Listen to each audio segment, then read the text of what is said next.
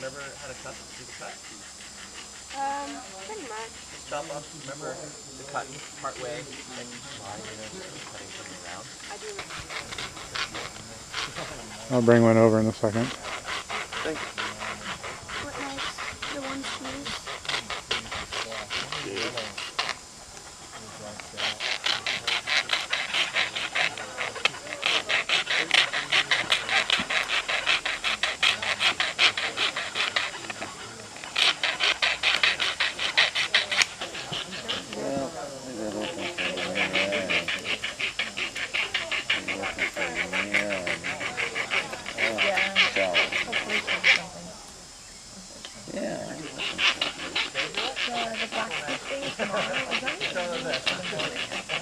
I signed up for in the morning because Good. the Good.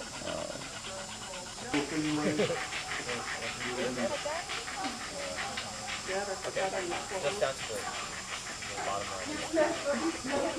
line. More than enough to at least give us all a taste. You know, you Whether just we grind it, wanted you wouldn't more get than it or not, I don't then know. you soak it, But fines and stuff. Hanging out the but there's a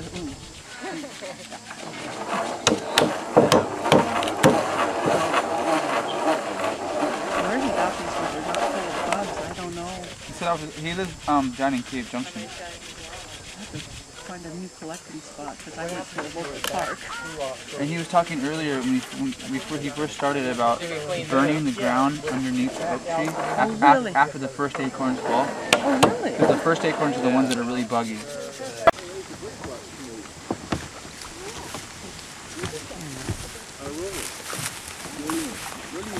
that a state glare protection or something?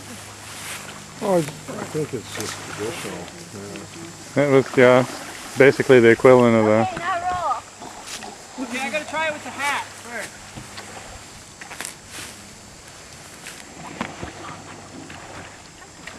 oh, he does a long roll.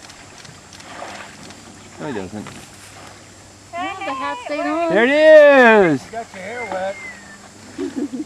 No, the hat kept it dry. Hat kept it dry. Awesome.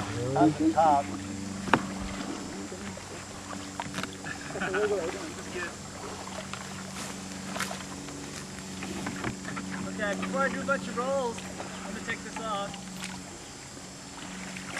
Let me store this roll. Okay. Well, actually, that blade's a lot smaller than the blade I had in mind.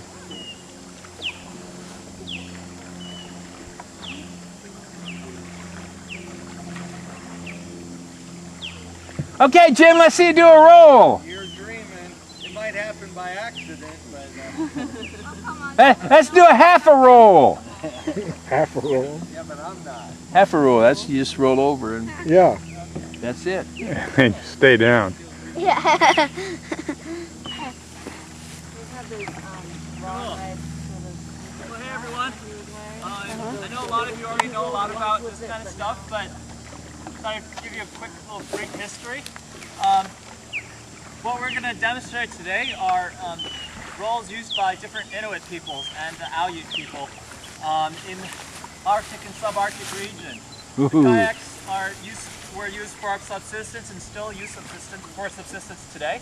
And because of kayaks' ability to roll up, even in the most inclement weather, and your ability to sweat out storms and hurricanes even. People who have survived hurricanes in kayaks. These are invincible craft. They can take you places where no other craft can go. For real. They can go where the smallest power boats can't go, the largest ships can't go, all on human power, which is pretty awesome. The thing with these guys is that it's all about technique. The Greenlanders, the Greenland Inuit are renowned for their really extensive list of rolls. They have a competition every year called the Greenland National Championships, and people come from all over, but mostly Greenland, to compete in all the different kinds of rolls. There's 30-something rolls total. 30-something rolls. All kinds. I can't do all of them, certainly. I only do a few of them.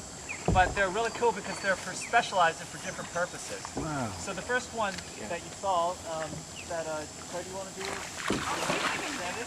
Okay, so Claire's going to do a Greenland standard layback roll.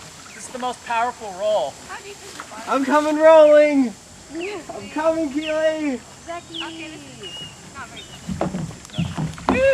Good, Zach.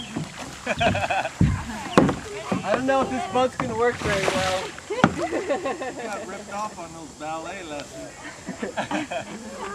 Okay, so here we go. Claire's gonna do a standard layback roll, Greenland standard.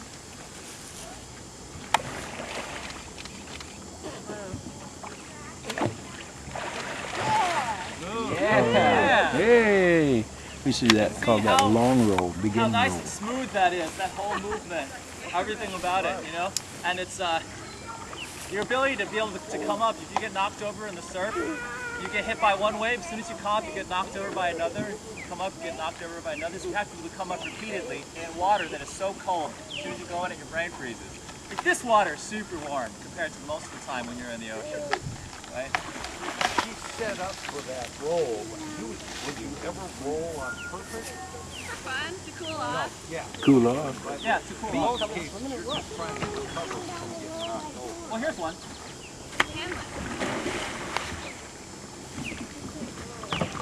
Oh, look at that! I don't see him reaching. Oh, that was awesome. So obviously you don't need the setup. The setup is nice, but it's just a kind of a way to do it smoothly. It's good for competition. That was pretty cool. I'm holding. Usually if you get knocked over, you know you're going over. Yeah, you get like half a second of warning. It's like, oh shit. Right. Yeah, so you just kind of go into setup. Just enough mode. time to say, shit. Yeah, recorded. Okay, cool. So one of Oh, the hard on your things about the recorder, rolls huh? is that because you're rolling, it really.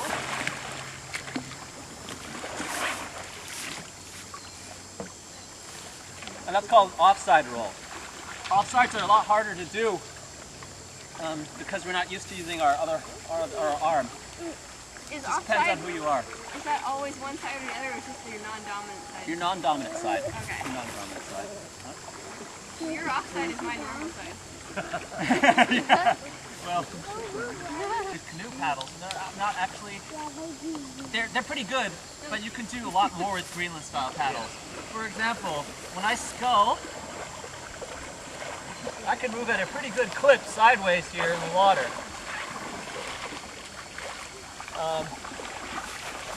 Another thing is the standard forward stroke. See how much I'm turning my upper torso.